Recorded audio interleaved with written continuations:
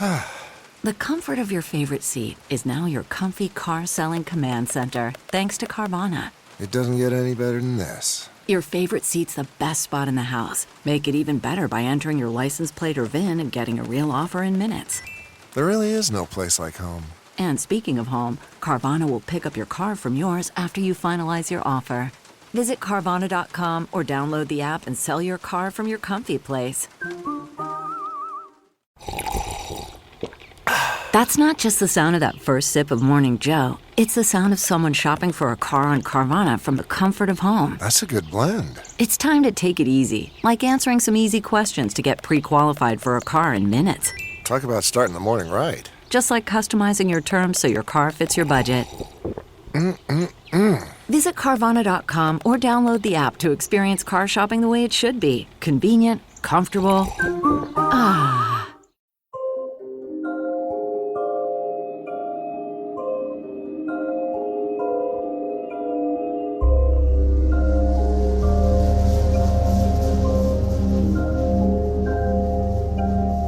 Welcome back to the second installment of our Spooktober Spectacular.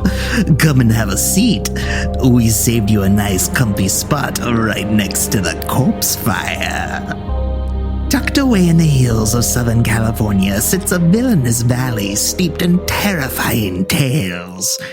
Rumored to have been the site of an ancient Native American burial ground where the spirits of those who were brutally cut down by Spanish invaders still make their presence known to this very day. Local legend places more than a few accounts of mysterious murders and occult occurrences between the brush-covered ravine walls. There's even a tale of a shocking science experiment that may have been responsible for the disappearance of an intrepid inventor bent on bending the weather to his will. This case file joined the Fearists as they hike the haunted hills around the gruesome gorge known as Turnbull Canyon.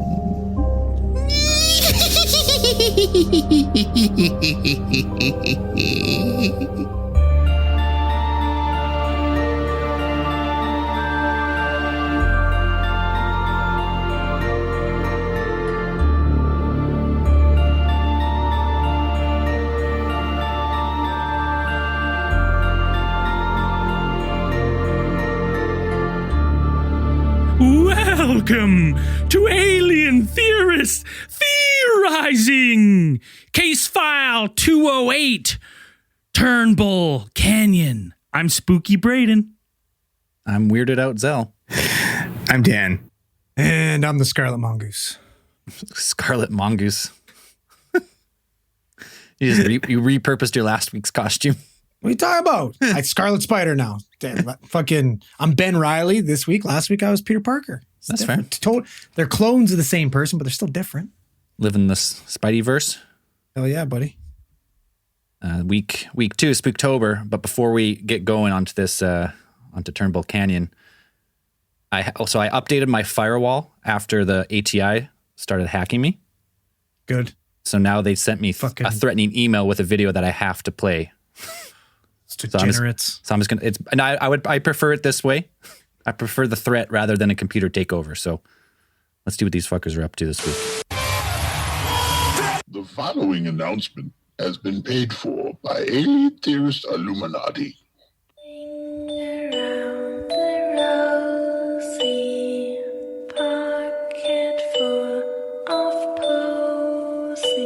It's creepy. It's super creepy.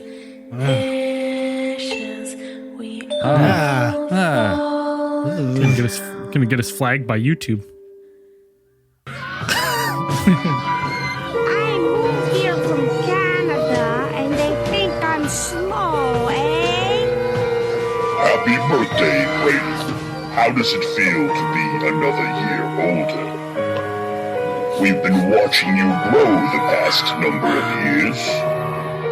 Getting older, needing glasses, losing strands of hair.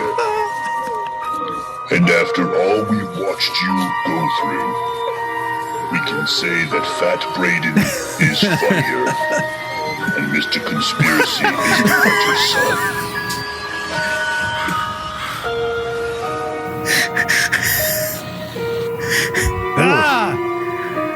Okay.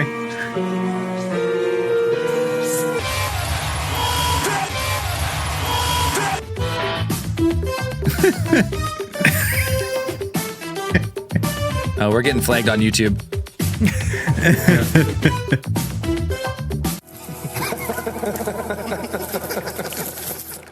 We're coming. A little. Guess we're not monetizing this one. Yeah, this one's done. Herbie Hancock. She had some strong Bray Wyatt vibes in that video. That was creepy as hell. All right, that was a little happy birthday to Braden, It's not my birthday, but not quite yet. But while this is released, it'll be post birthday. After. I appreciate the thought the ATI put into showing me in my Ginch. Doing the nice stomach rolls. Stomach rolls. It's a good look. I like that. Pink snout in it. Fat Braden is funnier, and Mr. Conspiracy is the better son.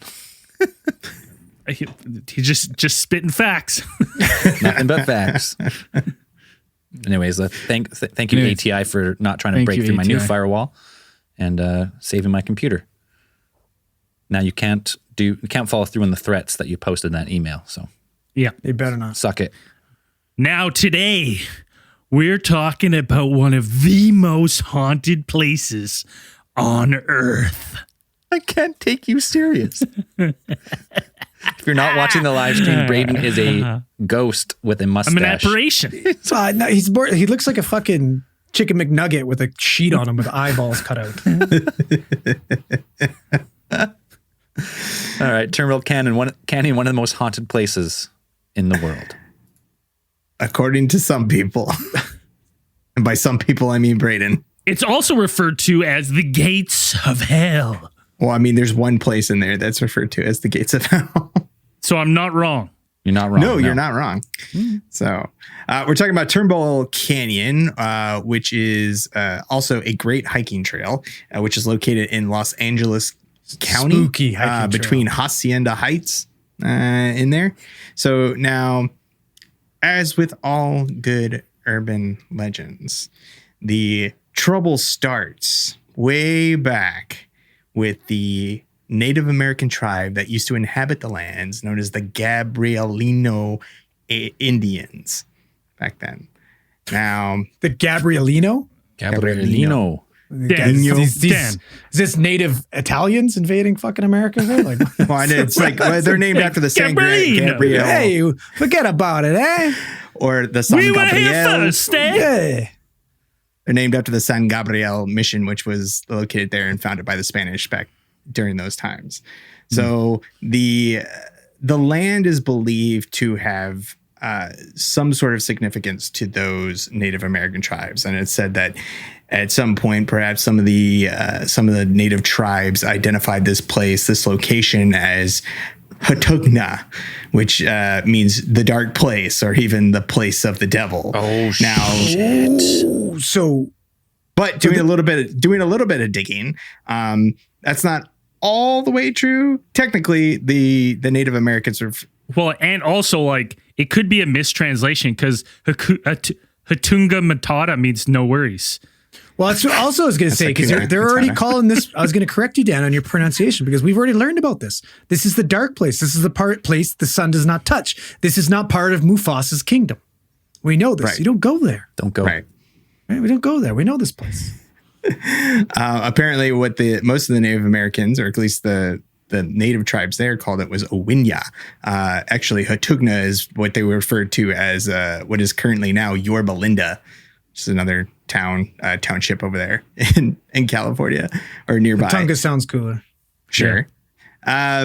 Now, it's said that perhaps that the dark energies that suffuse the Turnbull Canyon perhaps originated or began when like I said before, I referred to the Spanish coming in and colonizing the area, setting up missions in this. And it's, if you're, you know anything about history, you know that the Spanish were pretty brutal to those who were Native Americans here, and pretty much did not swiftly embrace Catholicism as their new religion. Yeah, right from there all the way down through Central America, South America, any tribe they encountered back in the day. So pretty much if you didn't accept, Jesus as your personal Lord and Savior back then, you were gonna just you were gonna pay.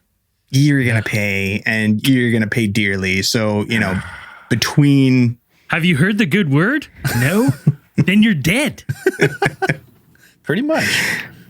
It was said, besides what essentially amounted to genocide, you had the massive amounts of beatings and enslavement, and that happened while the Spanish were colonizing most of what is now the South American and Central American Southwest. That must have been so fucking confusing that these just randos show up and they're like, check this book out. This is what it is. You're going to love this guy. His name is Jesus. He's cool as hell. I'm going to teach you all about him. And these guys are looking at him. I'm like, I don't even know what you're saying, man. I can't even understand the words that you're trying to tell me. Why do you want me to have this fucking book? What's happening? And then you get murdered because you're not agreeing along. Like, could you imagine that? Like, why do you want me to worship this fucking guy? I don't even know who he is. I don't know who you are. And we definitely have historical accounts of that friction leading into violent conflict, and where the Native Americans, actually fought with Spanish colonists, but Spanish colonists having the advent of gunpowder and muskets pretty much decimated anything that any resistance that the Native Americans could set up. And therefore, after slaughtering the native population, it's said that perhaps the spirits of those who were so beaten, bruised, and murdered in those lands has, stayed there. They stuck around. It's almost like day. The Spanish never read the Bible. Right? Well, a lot of people couldn't read back then. They're just like, I think we should kill them now. Because it seems I'm pretty sure, like Old Testament, dude, it's like you believe God or you should be smited.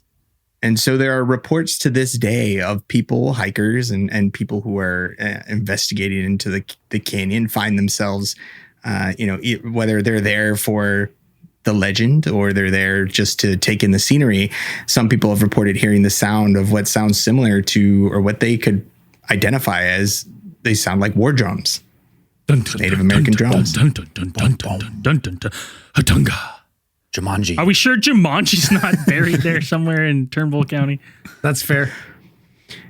So Turnbull Canyon itself does have a little bit of a history, besides the supernatural ones tales that are attributed to the place. You also have, there's a little bit of a strange, a couple of historic events that occurred there of some significance. So you have in 1845 is kind of when the history starts, and you had these two men who played a prominent part in Turnbull Canyon's history. You had John Rowland and William Workman. Now these two had immigrated from Taos, New Mexico, where Billy Workman. Where they had apparently run a somewhat successful, fur trapping business. Then in the mid 1840s, there were a number of conflicts over the ownership of California. So this is about the time you had the U.S. and Mexico fighting over parts of the Southwest, and who belonged to what belonged to who. This is my land. This is not your land. This land is my all that super land. fun stuff going on. Yeah, they hadn't made that song yet, obviously. And so in early 1845, William Workman became a captain of a cadre of Americans and Europeans that were serving Governor Pio Pico in his fight against Governor Manuel Micheltorena in the Battle of Cahuenga Pass during the Mexican-American War. So, don't you guys just miss the days where you could just take up and just like, I'm going to be a army captain today, and let's go. Like, look at me. Off. I'm the governor. Just your roaming band of marauders doing whatever you want with pretty much no oversight of law. Just, we can do whatever we want here. The four of us would be dead so fast. Your little ranch, wherever you've built your little log cabin, they're like, hey, you guys want to go perform a coup d'etat? And I was like, yeah, all right. Sure. I don't got anything to do today. I agree with Braden. We'd be dead in a second. Like, hey guys, 4 of us, let's take up arms against these guys. We show up, we turn around, and they shoot us in the back. Meet him at the clock tower. Yeah.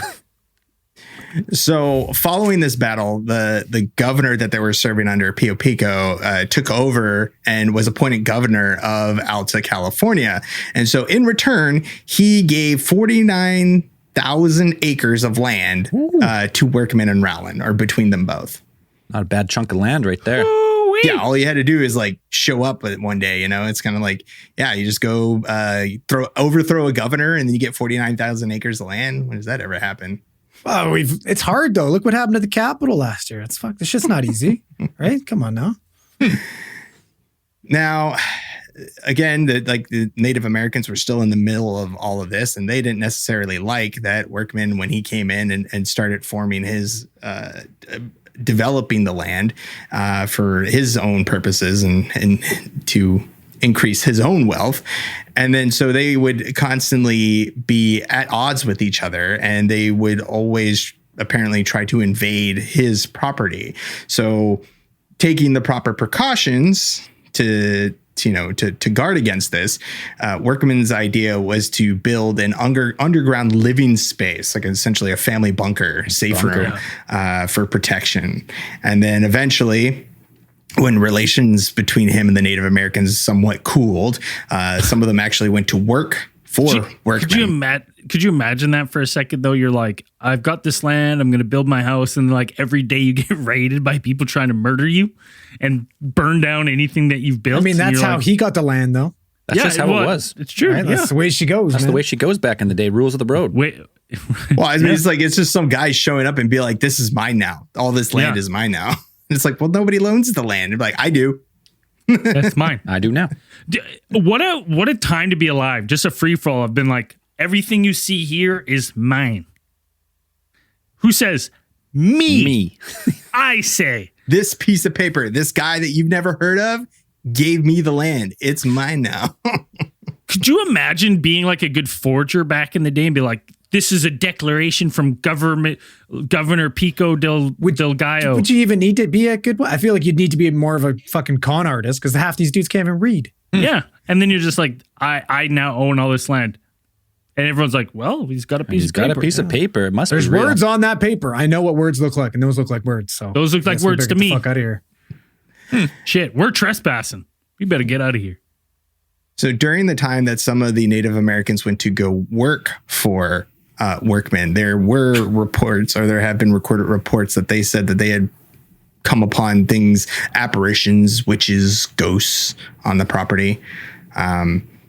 So like it wouldn't be surprising if the land was actually cursed somewhat, because Workman, even though he had some type of good fortune and pretty much getting this ton of acreage of land, his later life was plagued by misfortune.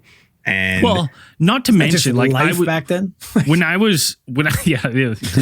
good point. Life was just miserable back then. But I was thinking, like, if there was these constant like issues and stuff, like perhaps you had like local, people that were fluent in cursing and stuff, that were like doing stuff like that, like not like, rather than physically going in and trying to attack this person, they were just like, hey, I'm gonna curse this land, right, and do some hexes or whatnot. I'm gonna fucking break all the mirrors on this guy's property. I'm gonna make some fucking voodoo dolls. I'm gonna shit in a corner where you can't find it, so it stinks. He's gonna make me walk under 1,000 ladders. Yeah, it's nothing he can do about it. I'm gonna step on all the cracks, break all the mom's backs. But that's the thing. Like, I kind of thought like that maybe that would have been an option back then too for some of the Native Americans. Is like maybe they had hexes and curses that we don't know about that are just lost in time that they would have, they would have done on the land as well.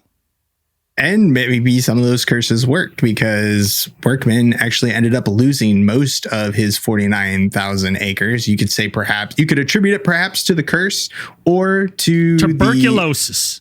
Well, no, not this time. The fact that he, I believe he tried to back another governor to overthrow the governor that had given him the land. So he was on the wrong side of the fence at this time. And the governor had found out about it. The current governor found out about it. So took all of that. Then he also had founded a somewhat lucrative banking, or perhaps maybe not lucrative, but suspect, like a very loose banking business, which was known to have a number of questionable practices while they were doing it. And then when there was a sudden recession, basically, there was an economic downturn at one point, and then everybody came in rushing in to get their money out. They didn't have their money. They had to shut the bank for 30 days. And then he pretty much was like, we don't have any money. And then he had to disappear. Is this when this bank closes, is that how fucking good old Robbie Turnbull comes in? Is that the same bank situation? So it's not the same bank. Oh, I was going to say, what if that's fucking crazy? Because it might not be that same bank, because Robbie Turnbull came much later, and then Workman actually ended up shooting himself in 1876. On purpose? Yes. You never know. He was cleaning his handgun and off it went. Right? Yeah. It's a good point of clarification. Yes, he shot himself on purpose. In the back of the head twice. Yeah. Two in the chest, one in the head. Yeah. He was on his knees, his hands were bound, but I mean, there were a lot of people who were pretty mad at him that they couldn't get their money back from his bank. So I don't know. Well, exactly. Well, and that's the thing. Like that, that would still happen today if everyone went to the bank and was like, "Give me my money." Like, we don't have your money. It's all we loaned it out. I feel like they'd be able to give me my $18.75. Oh, yes, my money. Yes, yeah, we'd be able to get our money, but. My money personally, yes, someone would rifle through their pockets. I'm sorry, sir. You actually owe us money. So yeah, here's a moth. Yeah. So now the namesake of the cabin, or the canyon, as Andrew mentioned before, is Robert Turnbull, who is actually a shepherd who had moved to California seeking to make money in real estate. This guy is the perfect combination of Scrooge McDuck and Mr. Conspiracy. Like literally, like as soon as you learn about him, he's like, yeah, this is a fucking alcoholic Scotsman that likes to go around buying up all these properties. And all he does is get drunk and fight people. Yeah. That's all he wants to do is get drunk and fight. Like, it's hilarious. And he wins most of them, I'm sure. Yeah. Yeah, I mean, it was said, and it has kind of like, it is fallen into local lore that it is said that Turnbull never did business sober, because anybody who ever did a deal with him said they had never seen him not drunk. And so in 1885, you had two Quaker men, Aquila Pickering and Jonathan Bailey, who were searching for land in California to start a new Quaker colony. Now, Quakers they're like Amish. They make the oats. Yeah. They're like exactly what's Amish. a Quaker? Because I remember hearing the term Quaker before, and I not off the top of my head, but I think they're distinct from Amish. They're not exactly but Amish. It's the same kind they of are like Protestant Christians. Yeah, but it's like the same thing there, where they would like. They're like the friendly versions of Christians. I've always had them in my head as being extremely well. I mean, like Catholics, like here's my not question. Spanish is what you're saying. What I'm saying is Catholic, are these the people that you see like dressed old timey, like walking around like today? Because I was like back then, I guess they'd be in fashion. Amish or Mennonites, like yeah, but like back then they would have been in fashion. So it's hard, like you. I mean, I suppose. But is Quaker the same? I feel like you're just judging the Quaker Oats guy. They're just like, yeah, that guy kind of looks Amish. So I am judging the Quaker Oats guy. No, I think they're just like, they're normal. They just have a certain different interpretation of the Bible than some other people, or they have a certain emphasis on certain other traits and morals of the Bible. They are generally united in belief in each human's ability to experience the light within, or see that God is in every one of us. Yeah. I can dig that. I can get behind that. That's not bad. But do they are they wearing old style clothes? Like, that's what I want to know. Depends in on 1845 and 1885 they were. Yeah, that shit was in 1845. Yeah. Dude. That was normal. the Quaker Oats guy. That's the standard. That's standard fashion back in the day. Yeah. George Fox, I think. Founded by so George these Fox, two men approached Turnbull, who had purchased the land, and they wanted to. They had began the process of acquiring a lot of the land around Turnbull Canyon. Well, and it wasn't known as Turnbull Canyon at that time. And it was also one of the only kind of it had a good place for where you wanted to put your flocks, because it had one of the few water sources in that area, I think it had a flowing stream of some cursed water source, though. Cursed waters. Right. And so they had to, for years, try to, send Turnbull offers, and he kept turning them down. And then in 1887, they offered their final highest offer of, at the time, $30,000. Fucking crazy for 1887. That's like a fucking down payment on an apartment or some shit nowadays. Yeah, it's a lot. Now. It's a lot of money back then. And then so when they, finally they wanted this, Turnbull accepted the offer, which was essentially half of what they had invested in what is known as Uptown Whittier area. So it's they had purchased it double its price, essentially. It's an insane amount of money for that time.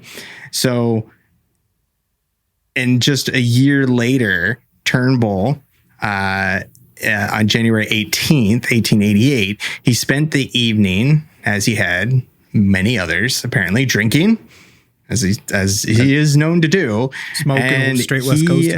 On the way back home, he fell off his horse and was arrested for public drunkenness, as had happened on many occasions, apparently. As it happens. No big deal. Now, after spending the night in did they take his horse away for a bit? Do you get some type of DUI while you're riding a horse intoxicated? Or I don't think they had DUI back then. I don't think you were considered impaired when you were drunk back then. Yeah, I don't think it was considered an horsebound. Well, I also think the cops were probably the same boat back then. Everyone had a couple whiskeys in them. Yeah, well, they arrested him though. Be like, hey, listen, we're fucking drunk, but you're really drunk. You gotta go to jail. You're too you drunk. can't ride your fucking horse. After spending the night in jail, Turnbull returned home, broken, bruised, and bloodied. And he couldn't remember how he had gotten that way. Abducted. No, dude, this guy, according to his housekeeper, he slept 24 hours straight. He woke up acting super bizarre. He's one of those dudes that would be wearing his petticoat and everything all matching little fucking buckles on his boots like a cool Quaker, all that kind of stuff. She said he came up, got all dressed, mismatched, cool and as soon as he went to leave the house, he grabbed one of her hats, which was like a fucking bonnet, and strolled out of the house. See you later. All right, check you later. And she's just like, what the fuck is going on with this guy? And later those injuries would be his undoing, as apparently they were deemed the cause for him falling off of his horse off the Macy Bridge into the LA River. And then his body was later discovered there and fell off his horse into the river. Right. That's suspicious. But the coroners concluded that it was murder. Ooh. Well, here's the thing though. He definitely, the night before, you can get pretty fucked up falling off your horse. So I'm not necessarily saying he was beat to death or whatever, or beat the night before, but he definitely, the way his caretaker described him and everything, he definitely had a TBI. He had some sort of, he had some type of fucking subarachnoid bleed or something like that. He definitely was not in his right mind. There was a slow bleed, and I don't know if he's riding his horse, had an aneurysm, threw a clot, fell off his horse and into the river. But he definitely was, there was definitely some traumatic brain injury involved. But they concluded that it must have been murder? That's what the conclusion of the coroner's report. Well, when they're talking about his shit kicking he took the night before, basically. So they are saying that those injuries, which had caused his... which would then be labeled as murder. Right. So, but it was never solved. Nobody knew. Yeah, because he had a blood clot or something, right? That's how he died, Dan? Well, he fell off probably the fall from the bridge is what killed him, but... No. They did the autopsy, and the reason why he fell off his horse is because he had a fucking, he threw a clot. He had a fucking massive stroke. I didn't read that. I thought he's just riding his horse, and in my mind, he got bludgeoned off his horse. And when I read it, that's what I thought happened. Got bludgeoned off his horse into the river. That might have been what happened the night before, though. Why he fell off, why he got knocked off his horse. Right. So, like Andrew said, it does have a lot of points that seem similar to somebody who's experienced a TBI, traumatic brain injury, and it's like either he got it while getting the shit kicked out of him. They've had a bar. He said shit, talked shit to the wrong person, and got knocked alcohol the fuck out. thins your blood. And then he also fell off his horse, which like falling off a horse is no joke. Like you're falling like, dude, what is that? Like fucked up he had Superman. 4 or 5 feet. Like, and if you just like tip over off the back and fucking just jam your skull and nose dive into the dirt, like, oh, dude. Well, I've done them. I've done plenty of fucking falls off horseback when I was out working rural and like Karamis and stuff like that. Like people get fucked up falling off horses. You get bucked off the back, crack your head open, break your pelvis, like. Even just a simple fall off a horse. I mean, if it's a big horse standing 5 feet at the shoulders, 5-6 feet, even that, like at a small trot or something. And a big problem we have with people who are intoxicated is like they don't break their fall at all. Like they don't put their hands out to stop their heads from hit. They go fucking straight down. Face dirt. Yeah, like there's no bracing that fall. You are fucking toast. So because he had been kind enough to sell to the Quakers actually named it Turnbull Canyon after him. So it's named after Robbie Turnbull. Which is pretty cool. No, Quakers, nice people. I'd say just so. living for the light. Yeah, I agree. So now you've got Native American curses, you've got suicides, you've got a seems to be the guy that's named after got murdered. Spooktober, it's murder. It's murder. Definitely It's murder. It's Spooktober. And you've got all of these 3 things fitting in there. But apparently, it even gets a little bit weirder. Dude, it gets weirder. But before we get to that, we're going to take a quick break. We're going to be right back.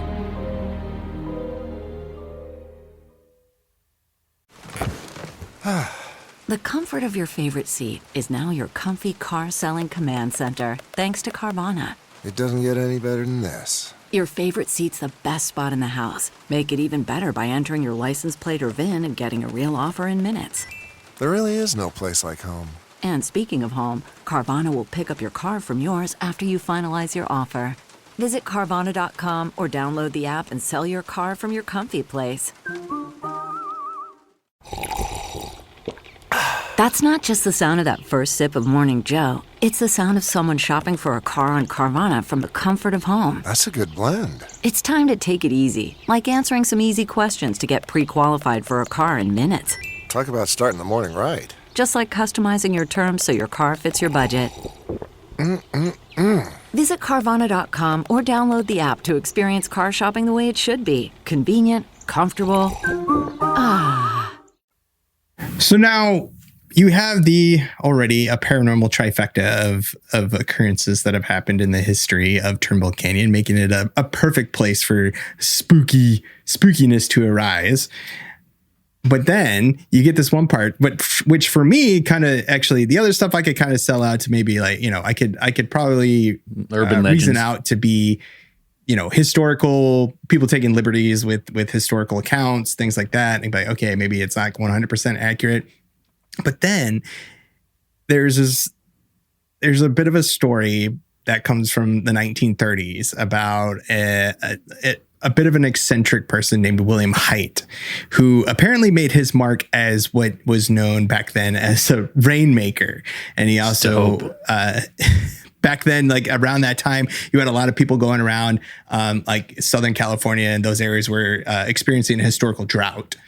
And so you had this kind of wave of, like probably mad scientists. Mad scientists, 90% snake oil salesmen, whatever, but people who were promising that they could bring rain to the, water starved crops and places of the, all the little places in Southern California. So you had this one specific person, William Haight, who invented what he termed the electrodome. Dope name. Man, I'm not doing it. The electrodome. Better, Dan. So now he claimed that his device, The electrodome. would generate negative electrical currents in the atmosphere and create a pulsating direct current from the ground to the sky, therefore pulling down, like his reason, his explanation was to be able to create rain because you would, the negative and positive, charges would like attract each other. So you're essentially just like pulling rain out of the sky, as if you're following along with his reasoning. And so this would allow people who were utilizing his device to create rain, displace fog, and even prevent frost from forming on crops. So basically being able to manipulate moisture in any form. So it's nothing like the Thunderdome. No, which was a little bit disappointing. Disappointed when I found that out. That's fucking letdown, man. Med Max isn't going. So this is like the early stages of like cloud seeding. Harp. Energy. Yeah, weather earlier manipulation. Stages of what some people would term like this was like proto harp right here. Weather control by technological means, not necessarily chemical means like rain, like cloud seeding, but, actual, ionizing radiation or electrical currents or ionizing currents that would allow him to manipulate the atmosphere in such a way as to produce rain. You're right at like the end of Tesla's, all his research and AC currents and stuff, like the playing with the ionosphere, and it's pretty cool. Yeah, now you have this mad scientist you now have a mad scientist in a laboratory in Turnbull County or Turnbull Canyon. Right. So he got some financial support from a citrus farmer named John Dodrill. And so that allowed William to be able to build. I mean, it wasn't enough to build exactly what he wanted. I think he wanted to build multiple towers, but he got enough to build one big one, is what he figured. One big one's better than a bunch of little tiny ones in his mind. And so he built this old one. Which was also, he saved a bit of scrap, because he based it off of an old existing oil tower that was located there in Turnbull Canyon. Now, the laboratory was sitting on an 80-foot tower. So you kind of imagine this. An electrodome reached about 125 feet from the ground to the sky. So it's huge, big towers sitting out there. And it's said that his final test of his experiment happened on New Year's Eve. New Year's Eve, eh? At the strike of midnight in 1932. And then after that, William Hite was never heard from again. Oh. Because he went back to the future, baby. Yeah, right. He turned himself into Bulkhead Bill. He's fused into Turnbull Philadelphia Canyon. Experiment style. No. Maybe we've got it all wrong. In the Philadelphia experiment, they didn't have a Tesla coil. It was actually a fucking electrodome. Right? William Hite is essentially lost to history after that. He is pretty much... It's because he went back to the future. Same shit. Man, it's pretty cool because I kind of looked into because I was like, the weather manipulation. I was like, man, that's pretty sweet. And I guess there is a company called Australian Rain Technologies, and they claim to use this guy as like they're not like using his work, but like that was what it inspired them. And they use charged like aerosol particles that can be turned on and off in the ionosphere to create rain. Oh, that's cool. And that they just finished like a 10-year study, and like pretty steady, they can increase rainfall by about between like 15 and 20% in a region using this technology. It's like these That's fucking sweet. Charged aerosol particles into clouds. And then when you it's some type of wireless energy. And when they turn them on, it has like a 15 to 20% chance of increased rainfall, up to 90%. But that's like, 1% of can be 90%. But like, so this cloud seeding, I guess it's been like 70, 80 years of them claiming like, oh yeah, we can create rain. We can do this. We can do that. But now it looks like they actually can in some ways. Cause they kind of use this technology at the Olympic Games in Beijing to decrease smog. But they filter out the smog by making it rain, but you can only do it over a small region. I feel like there's other ways to do that too. Maybe like cut down on pollution. Yeah, maybe change from coal power or whatever. But I just thought it was interesting that there is Come on. Let's not get crazy. How did he afford to build this tower, Dan? Like, did he use his own money or did he have a bunch of investors? No, he had the investor. Like I said, he had it was a citrus. So, most of the funds came from a citrus farmer, John Dodrill. So it didn't work, and he fucking disappeared after that. No, man, he was sucked into the nether portal that he gotta get the opened fuck up. out of here. I don't know. This money. This has big citrus written all over it. The massive amounts of electrical energy, ionizing electrical energy that he used in the electrodome, ripped open a portal between our world and the netherworld, and he was sucked into it, never to be seen again. I mean, is that hard to understand? It is. So you draw a picture. I'm on board with weird. That. that a guy of this stature who is working on something like this, that is such like a prominent part of history in this time, essentially disappears completely. Like that seems very strange. Like that's be easy to disappear back then. Go to a different country and no one's ever going to fucking know. Yeah, but someone would be like, you think someone like of this sort would be like, and then he moved away. Like from him being, no, but like, he wanted to disappear. Yeah. That's the thing, is he wanted to fucking disappear, so he disappeared. I feel like back then, for sure, you could disappear. It's just for me, it's strange that it's like he does a test at the stroke of midnight, which is a weird fucking time to do a test. Agreed. And then, he's never seen or heard from again in history. He's embarrassed. Spent all this money. I'm a failure. Going to fucking Mexico, baby. So now after this, you start getting, out throughout the Depression. There's also tales of other things kind of happening. This is when you kind of get a bit more sinister happenings going on within Turnbull Canyon, and people kind of describing that there's some type of dark force which is taking up residence within the canyon itself. Ooh. And seems to draw evil to it. I got a spooky one right around this time frame here. Great Depression. You want some of this? Yeah. As long as it's in the spook. Please don't talk about the Great Depression, because that's depressing enough. It starts. It gets even more fucked up, though. Not only are people broke, but people are dying. So around the same time, obviously desperate times, Americans all over the country were struggling to make ends meet. People died of starvation, disease, and basically were living in complete despair. It was during these bleak years that people from, how do you say it? Puente?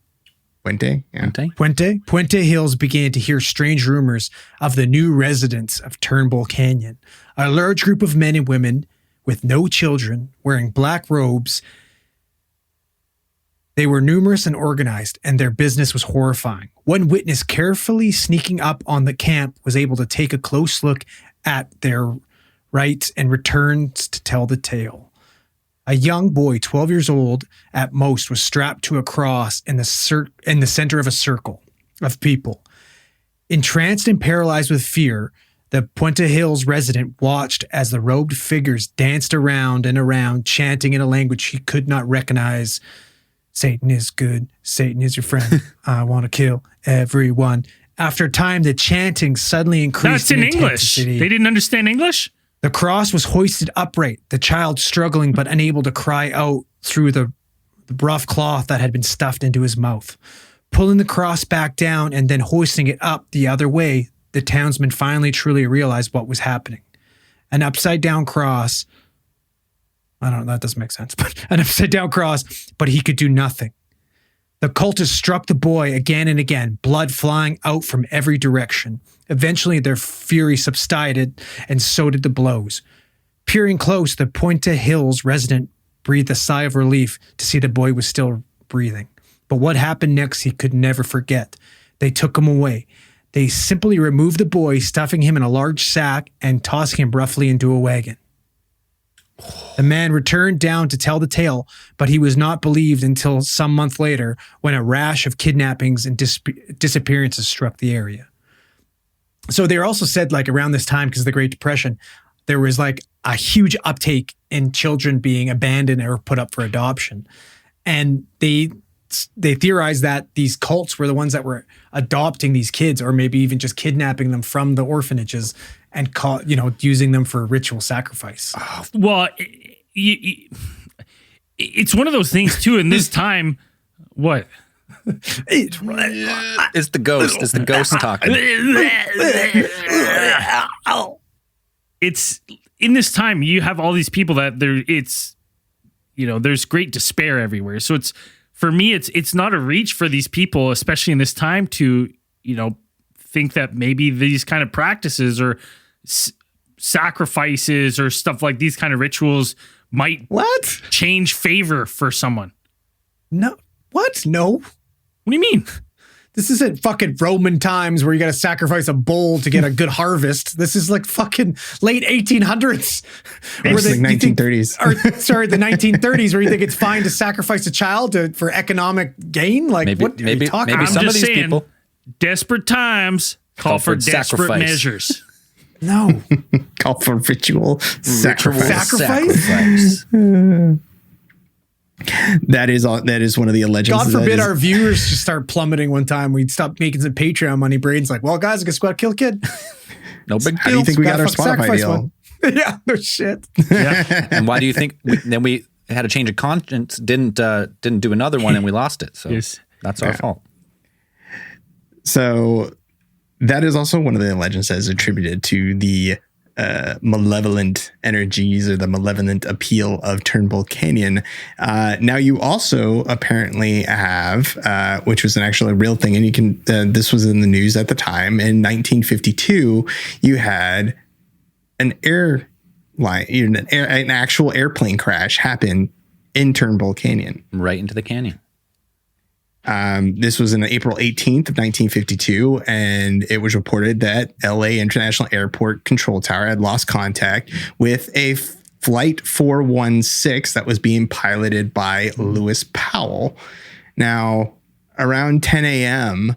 that same morning, a rancher named Hayden Jones was driving around the Whittier Heights ranch when he saw smoke rising from the hills. Now he was concerned, of course, this being seen black smoke in this area, potentially a forest fire or something like this. He climbed up a hill to find flaming pieces of steel that had smashed into the hillside of the canyon. Now, those who inspected the crash site said the plane seemed to have burst into flames on impact. And the local ranchers didn't actually spot the burning plane until 10 a.m. that morning because the fog had been exceedingly heavy that morning. So it had actually concealed the smoke within that fog. That fog was charged with the time-traveling energy from William Height. Exactly. A total of 29 people were on board that flight. 416, and they were all orphan children, and all the passengers were said to have died at the moment of impact. Like they said that it was difficult to identify a lot of the bodies because they had been burned and pretty much to a crisp. Well, and like mashed into the fucking ground like a bunch of little bulkhead bills. Like they were one with the canyon at this point. So this is where you get like some people saying that perhaps something had pulled them into the canyon. Like, how do you crash so hard into a canyon like that deliberately? Well, here, like, this is kind of how they summarize what happened. So when the plane, right around 2:30, they were talking to air control because the fucking crazy thick fog that you were already talking about that actually hid the plane, right? So nobody really saw it until 10 o'clock the next day. So they were descending into Burbank when they were radioing with ATC and were like, listen, we can't see fuck all. This is like sketchy. So air traffic control rerouted them to LAX. So they were rerouting to LAX and it seemed like the fog started to follow them. Now, right around, like Dan was saying, 3 o'clock, air traffic control reported losing all communication with them. And around the same time, the residents around the Turnbull Canyon area reported hearing that the fucking plane was scraping the fucking rooftops of the local residents. Like they heard it shake their fucking houses, being like, what the hell? So it turns out, because they were initially prepping for fucking descent into Burbank, they forgot to retract the landing gear. So as the landing gear was still down, apparently the pilot tried to go underneath the fog, not knowing that he was in a canyon, right? So he descended under the fog to be able to get a better look at what was happening. One of the landing gear got caught on the canyon itself, causing the fucking plane to spiral into the fucking side of the canyon. They basically ripped off a huge chunk of the canyon with the wing. There's like a giant laceration still to this day in the canyon, and then sent them straight down into the ground. Well, so you're saying something pulled them into the canyon. Gravity vortex from the canyon pulled on the lowered landing gear, clipping the top of the canyon, sending them into a gravity-fueled destruction. Right. You're saying the dark fog it's a ghost of the ancient Minestrone native tribe that pulled them down. It seems weird to me that a plane would risk traveling at that low of an altitude in the first place, that they're clipping their fucking landing gear. Well, but they shouldn't have. For the big problem, they would have been fine if the landing gear wasn't down. Apparently, that was the big problem, and they had no idea. That's pretty like close. honestly. How big's landing gear? I'm not gonna disagree with you, but the pilot's like, I didn't know I had the fucking landing gear down that gives us 3 feet. We don't of clearance. know because he's fucking dead. Well, yeah, but that's what I'm saying. I'm like, that's dangerously low. Yeah, but he had no idea he was in a canyon, right? It's like that was this. The demons of the canyon created the fog. The gravity of the canyon. They had a couple of questions though, because I get this same pilot was actually supposed to be pulled off from working at doctor's order because they had a heart attack a month before this happened. So they wondered possibly did he have a jammer while he was mid-flight? Well, usually a co-pilot though. There was two, yes. And then this fucking weird machine. What's Height's name or whatever is Billy Height? William Height, yeah. His machine fucked with the instruments because this person flew too close to the canyon. So maybe he didn't realize how low he was because whatever this fucking he was fucking around with this radio tower was fucking up with this guy's contraptions. Yes, the time travel of the Electrodome fucked with this plane. Another weird thing too is, I guess 3 years prior to this crash, the pilot who was piloting the plane invented this navigation tool that was specifically made for navigating through adverse weather conditions, including fog. And he brought that to the Aeronautics Commission. Does that sound right? Mm-hmm. Let's pretend that's right. That sounds right. Commission brought it forward to get it patented and made, and they fucking turn their noses up at it and like, yeah, no, we have no interest in this. And then so the guy's family stood there with a picture of the designs of his fucking invention, saying like claiming that this would have saved that crash, and like had a picture of it in the fucking paper after the plane crash. Been like, this should have saved our father's life and all 28 other people that were part of this plane. Oh, crazy. Do they now use it? Bizarre?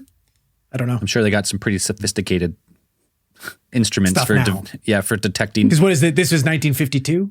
Yeah, we're not long after like commercial air travel had really begun.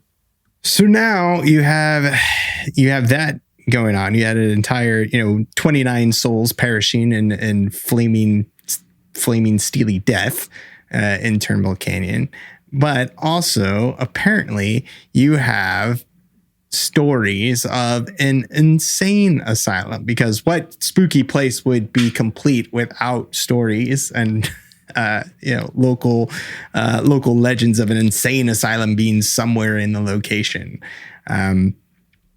Now this insane asylum was said to have been put behind, and the only evidence that people point to is there is a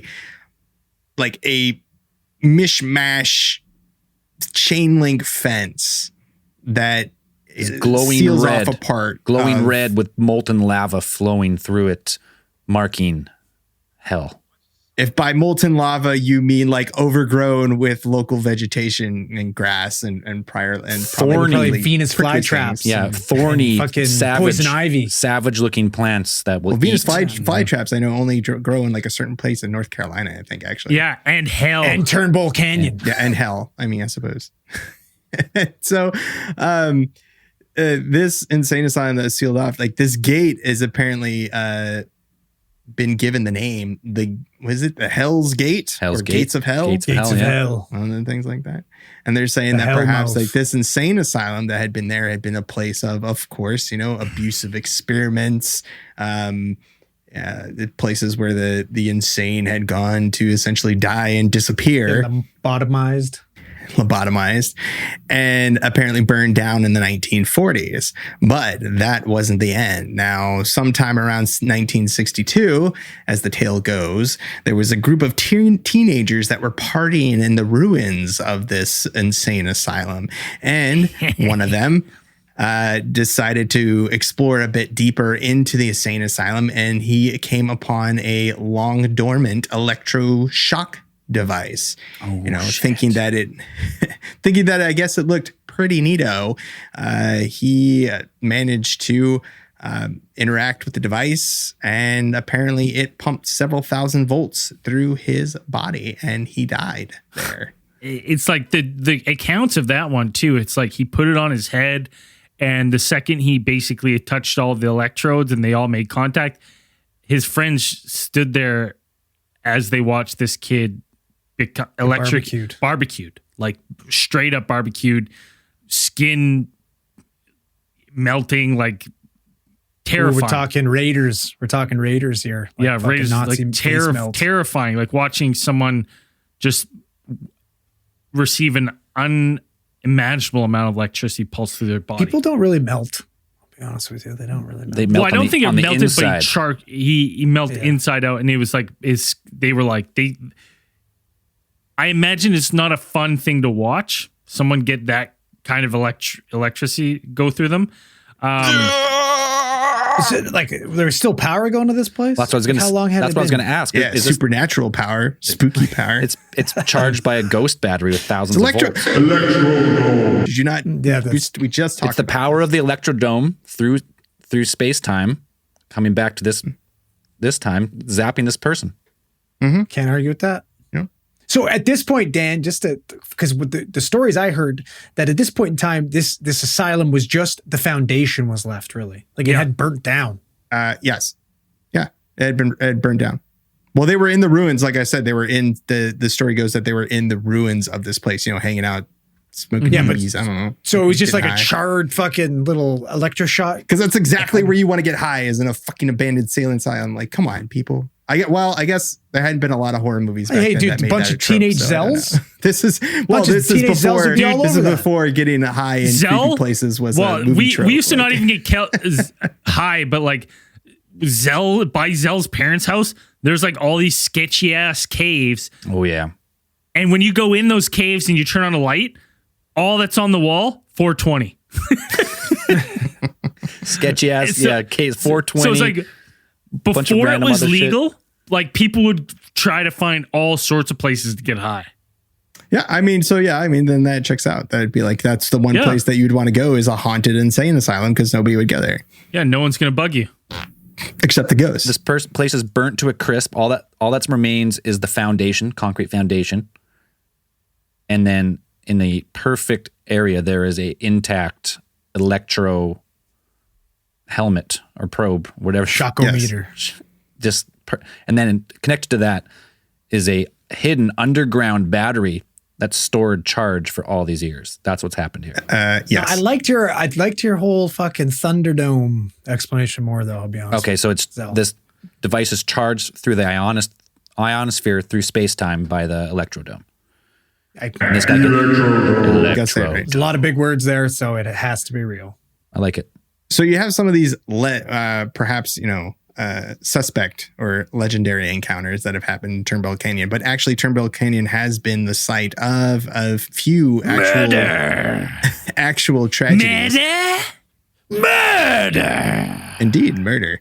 In this one, at least one of those deaths was the tragic death of Gloria Gaxiola, which she was a 17-year-old girl from Baldwin Park, and she apparently had been shot in the head brutally, then dragged behind a car, killing her. If the shot in the head wasn't enough, in 2002, right along Turnbull Canyon Road in Hacienda Heights, and then police actually couldn't solve the murder for 5 years, despite their best efforts. And then finally a witness stepped forth, would actually help them crack the case. And when they put out an article in one of the newspapers talking to some of the members of her local church, and they were talking to some, like one of them where her brother was a pastor. Another pastor was talking about how Turnbull Canyon was a bit known as this kind of place that was kind of infamous for being involved in things like murder. Like dark happenings there. Like they identified it as a place of some place that you would find the devil. is where is this thing. They've got the gates of hell there. Of course. What do you think's behind the gates of hell? It's the fucking devil, right? Yep. And kind of backing that up, one of the newspaper articles had a quote from a retired Los Angeles County firefighter who said he had worked for 13 years out there on Turnbull Canyon Road, and he said that it was a good place where they would often find the bodies of people who had been executed or bodies had been dumped off by local gangs. What better place? It's the perfect location for that. We do know now, though, that the canyon, it may taketh, but it also giveth back. Zombies? We have... Yeah. Well, kind of, maybe, we don't know. I mean, you know what? There's two options here. This lady, Christina Martinez, is either, like Dan said, a zombie, or she's a very distant relative of Rasputin. Because those are the only two things that make fucking sense here. Mm-hmm. So listen to this story. Is there a Hatunga casino, or are we sure? No. No casino. Not. Why the fuck are we talking about casinos? Well, because you said to give it back. I thought maybe casinos never get back. Did the casinos deal with life? I think sometimes. Well, it depends. Well, we'll see here. All right. So Christina Martinez struck it big at the Hatunga Casino on August 4th, 2009. She was at a party with her boyfriend and a group of friends. When the group of friends were decided to go home early, offered Martinez a ride home. She said yes. Boyfriend decided to stay at the party. So on their way home, they decided to stop at the beach first. Martinez said she didn't find anything odd because she had been going to the beach late at night with these individuals several times before.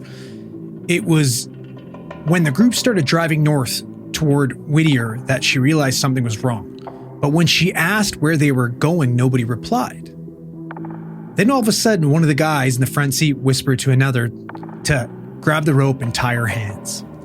That launched a physical and verbal struggle where Mendoza, one of the perpetrators, and Miraz eventually pinned her down, binding her wrists with a rope. Mendoza pulled out 2 syringes, she said, and jammed one and then the other into her neck. The second syringe was pulled out several times and pushed back into her neck, she said. It appeared Mendoza was reloading it, though she didn't know with what. She described feeling a rush of heat and then choking and coughing and struggling to breathe as she became nauseous. The driver drove to the Turnbull Canyon Road in North Whittier and parked his green 2-door Mitsubishi Eclipse on the shoulder, Martinez said. Once parked, Miraz grabbed her hair and shoved her head out of the open passenger door, while Alea then pulled her out by her head as she stumbled. She was knocked to the ground and then simultaneously beaten and kicked by the 3 men. She then blacked out briefly after she was hit in the back of the head with a very heavy object. Martinez said she began to come to when she heard Miraz say she's still alive, hit her again. So they hit her again, picked her up, and dragged her to the edge of the canyon where they threw her down, where she was witnessed getting back up to her knees. So one of the assailants then climbed down to where she was, grabbed her by the back of her hair, and slashed her throat, going back and forth, back and forth, back and forth, at least 4 times. So apparently trying to saw off her fucking head. The men later returned to stab Martinez again and pushed her down another ledge before leaving. Battered and bleeding, she fled to a nearby home where residents dialed 911. She fucking lived, boys. Oh. This woman almost got her head sawed off. How? Which was either with the most blunt knife on the history of the fucking planet. Butter knife. Seriously. Well, even the butter knife, though, serrated, you're getting, oh, man. I mean, she lived. I mean, she's not going to be singing in the choir anytime soon, but I'm sure she lived. But dude. She was protected by the... She broke the curse. She was protected by the electrical energies. She was surrounded by a lightning dome. That's the only thing that makes sense here. Kept her alive. Boys, how did this woman survive this? That's insane. How did you tell us? How did she survive? I'll tell you why. This place is so fucking haunted that not even death himself will go there to collect a soul. Oh, well, but what about all the other people that died? Well, he threw more. One thing that I'm enough of this place. I've been trying to look into this whole time, and because I can't figure out what was in those needles, and it sounds like they were injecting her with fucking insulin, which is fucking crazy. But I don't understand. That's really expensive. Well, not only that, it's crazy expensive in the States, and it's like, okay, like it's kind of a fucking interesting way to kill somebody, put them into like hypoglycemic shock, whatever, let them like drift off into sleep and die. But like, so if you're gonna fucking inject them with insulin, like that should be it. Why are you gonna go ahead and like bash them with rocks and stab them and saw off their head? It's like, Jesus. They really went for it, and it didn't work somehow. What's that guy's name in fucking Austin Powers? Mustafa or whatever? Will Ferrell plays him. Yeah. You know where he's supposed, I'm not dead yet. I've broken both my legs very badly. and I'm Can you call me an severely ambulance? burnt. Yeah. It's like, this chick didn't want to die, though. Props to Christina Martinez. No, This is badass. maybe she broke the curse. Or maybe she's a fucking zombie coming back for revenge. Well, you know what it is though? Like maybe she was helped by like vengeful spirits who had been murdered on those That's grounds what I'm and stuff. saying. Who were Also just true. like, we're like, That's what no, protected her. like no, we're like they're Not also another like one. protectors of people victimized The in innocent. that area. Right? The innocent, yeah, like maybe it's something like that, like because it seems wild. So what you're saying Listen is to it's that. like a bunch of fucking like Patrick Swayze ghosts and like Casper and stuff that are like, we're going to protect this fucking canyon. We're sick of this shit. Yeah, like no, we're not gonna have evil men come and do evil things here anymore. This is a nice place. We're going to make pottery here. We're taking going to a do stand. good things. Yeah, erotic pottery. Yeah, like we're not down for this kind of shit. Yeah. Yeah, that's probably the most recent thing of the creepy twists and turns of Turnbull Canyon. How did she that live? we have. boys? I know How we can did get she into live? final thoughts on the creepy look, as Braden said, the most haunted place One in the of world. The most haunted One canyon. of the most haunted places on Earth. Well, listen, this is also this is part of my final thoughts here. This is one of the most popular places for amateur ghost hunters who are trying to kick off their YouTube channel to go to. Because my God, you can That's get right. lost on hours and hours and hours of people visiting the gates of hell. Some find more stuff than others. Most don't find anything. But as for like this area and the like, for me, it has all the recipe of like what you need for a spooky area. But like, I'm a firm believer that once like you get these stories and you start getting these urban myths and they start bleeding to everyone and everyone starts to know and everyone starts to think that like, hey, this place is a scary place. This place is haunted. Bad things happen. You almost, as a population, will that place to do these things. Like you are giving this place that energy to do that. Where, I go back to like I believe our conscious thought has more power than we believe. And when you have masses of people thinking that this is a bad place and an evil place, you give rise to those kind of energies that feed on that. And I believe that wholeheartedly. So I think that mixed with the Spanish absolutely murdering Native Americans there back in the past. And like that, and the Native Americans already said that this was a dark place and the Spanish forced them there and then murdered them in masses in this place that they already thought there was something wrong with, right? So I do believe that this place holds some sort of negative energy. I think it's older than human history, though. Like, I don't think that whatever's there and is, affecting the land, I think it's older than time itself because we have these stories right from the Native Americans that this place, there's something wrong with it. So I think this is just one of those places on Earth that terrible things have always happened and the energies there have just lingered and will linger and continue to linger long after we're gone. Fucking lingerer. Lingerer. Do you have to let it linger? I'll agree with Braden. I mean, all the stories right from right from our like the history we have, the dark place, the place of the devil, plane crashes, people being murdered, people being almost murdered, and then somehow surviving, misfortune, right? Like, yeah, I mean, Misfortune. this is a. Why? We should have said misfortune first. I mean, to say misfortune at the end of all that other stuff seems like it's a cop out, but say it, I'll get misfortune and then the plane crash and murder and everything else. Then everything that's happened here and the stories and the legends that go along with it makes it just a creepy place to talk about. And it might be just like some places are, just draw in that type of negative energy naturally. From whatever reason, like we talk about ley lines and stuff before. Maybe there's, those are places of power and spirituality, but maybe there's negative, like a negative ley lines place. And, a canyon like this, Poveglia Island, other places we talk about, bad shit happens here, man. But having said that, if you're in the area, go during the day. Let us know. There's some really nice bike trails through this canyon. Some hiking. Really nice, actually. It looks like a beautiful canyon. Just don't go at night. That's when the bad shit happens. Well, or if you're in the area and you're driving through at night, let us know. Like, do you get a spooky feeling? Like, sometimes you just go to these areas and and I'm curious. Like, I would love to go to it one day and, next time we're in California, maybe we will. When was the last person murdered? Not that long ago. 2002? Or no, she wasn't almost murdered.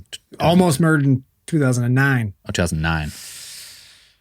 See, I don't want to get almost paranormally activated in 2022 or something like that. You want to get fully paranormally activated. No, not any of it. Full. None of it. 100%. None. No. Nope. You don't either. Don't pretend like you do. I got a Ouija board inside. I actually have two, and I'm thinking about stacking them up this Halloween. Playing two at once with two planchettes. Shit. See what happens. It's terrifying. Look like a DJ playing both boards at the same time. Ouija, Ouija, Ouija. Zo, zo, zo, zo, zo, zo, zo, zo, zo, zo, zo, zo, zo, zo, zo, zo, zo. Confuse them. You get two talking through you to each other. It's like when you die. I've seen those videos of you dial two Chinese restaurants and get them talking to each other. Same thing. That's pretty hilarious. It's Spooktober, so it's haunted. It's haunted all times of the year. It's even more haunted now. Just go back, boys. Go back to the Pert Plus paradox. There's got to be a shit ton of Pert Plus running underneath that canyon. Tons of terrible stuff's happened. Bad juju all over that place. Yeah. Right? Come on. It's as paranormally activated as it gets. And I think as more stuff, I honestly, I think that these places get negative energies, and as more stuff happens, it just builds and builds and builds and builds. Like, I think it's... We're getting honestly here? Are we actually getting honestly, or are we keeping it in Spooktober? It's Spooktober. Spooky as hell. Okay. Honestly. Well, those are two different things for me. If we're getting honest, then I got to fucking shoot holes all over through this fucking place. But if we're keeping it in Spooktober, the Spanish already did that, man. Dude, there's no holes to chew. There's no holes to chew. We even have people in the comments of the live stream saying that they drive through there at night with friends, and the feeling they live to tell the tale is eerie. It's eerie. How could it not be? If you know the legend and you're there, don't stop to take a pee and just keep going. No matter what you believe. Well, just according to Braden's logic, anything that if you think about that it is haunted, then it becomes haunted. So no. Yes, That's exactly what you said. I agree. Okay, I will agree with you. But the difference is this. The difference is like you as a single person being like, this is haunted, doesn't have as much power as like a community of tons of people consciously thinking this is a haunted place together. That's what gives the power. Like you going, Dan, and being like, well, my fucking kettle is haunted. Guess what? Your kettle's not haunted, motherfucker. You get a couple 100,000 people going like, Dan's kettle's haunted. Might be haunted. You know what? Maybe how do you know that their consciousness is more powerful than my singular consciousness? This is true. I know. I've had a conversation with you outside this podcast. Ooh. I can't take this Braden ghost anymore. No, he looks like the spooky chicken nugget. What? Hold on. What? Here, Andrew. Fine. The ghost of the chicken nugget I ate yesterday. Oh, don't you remember the little chicken nugget you get when your Happy Meal? It was a little ghost that was shaped like a little. It looks exactly the same. I'll find it for you. It's hilarious. A nugget ghost. Oh, what? Oh, now he's just gone. Just disappeared. He's ghosted. Anyways, creepy place. If you're in the area, let us know. Let us know what you think. Send us a message. If you got a creepy story about it, call into Cosmic Channels and tell us. Yeah. And before we get into Theory of the Week or anything, if you're not on our Patreon already, you're not supporting your boys, and you want to know a way to easily help us out, go to our YouTube channel. Give us a like and subscribe. Let all of our videos just play through the evening. Just let them play. Let them build up that algorithm around you. Woo! Love it. Put it in the group. Looks exactly the same. All he's missing is a little blue hat. Little blue hat. Yeah, it's him. Yeah, I'll get that to you. I like that. Now this current one, you just have a chicken nugget, but half your body is also showing.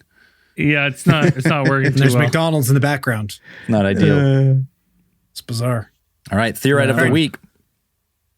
Ooh, I'm going to butcher this one, boys. Braden's going to explain why this fine gentleman is the Theorite of the Week, but I'm going to butcher this name. We all do. Ryan Eckenrott. Well, Does that sound right? Yeah, that sounds pretty close. Well, one, he's the Theorite of the Week because he is one of our new top tier supporters on Patreon. Thank you for that. And if you've been on our Facebook group, facebook.com/group/alien theorists theorizing, you may have noticed that Ryan has been trying to post a couple UFO videos for the past week.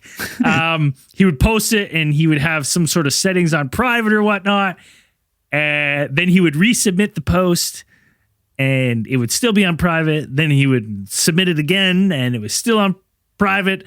But through his sheer perseverance, determination, heart, grit. A man of sheer will. Yeah, he willed it to be, and it did. After countless attempts, he finally, even after I was commenting, making fun of him, I was accepting the posts, knowing that they weren't working. I said, hey, try again. And he finally got it. And because we had some fun with him as we were waiting for that video to pop up, Ryan, you are the Theorite of the Week. Thanks for that. Thanks for supporting the show. All right, it's that time again. If you're not supporting the show and you want to help out your favorite podcast, help out your boys, head over to Patreon, find the link in the podcast description. I think we got well over 200 hours now of bonus content. So, we're getting close to 250 for sure. Getting up there. More stuff. 250.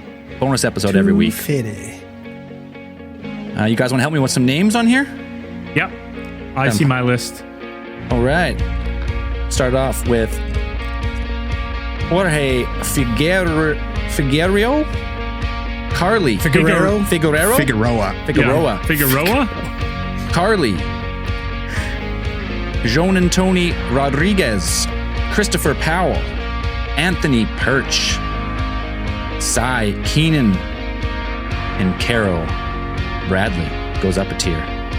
Then we got Willie Norrie, Raymond, Moon Toast, That Mac, Jonathan Chandler. Oh, and then Theorite of the Week, Ryan Eckenrod.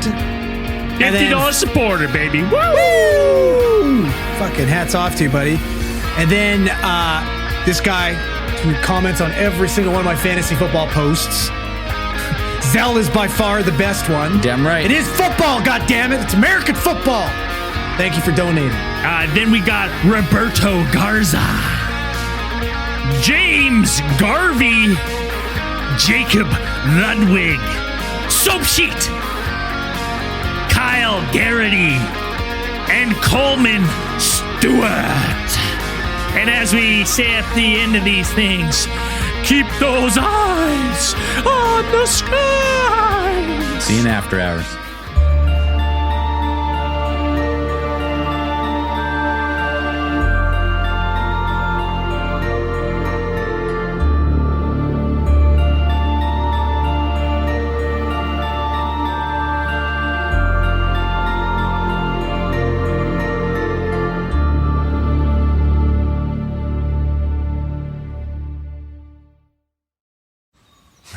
That sunset is gorgeous. Grill, patio, sunset. Hard to get better than that. Unless you're browsing Carvana's inventory while you soak it all in.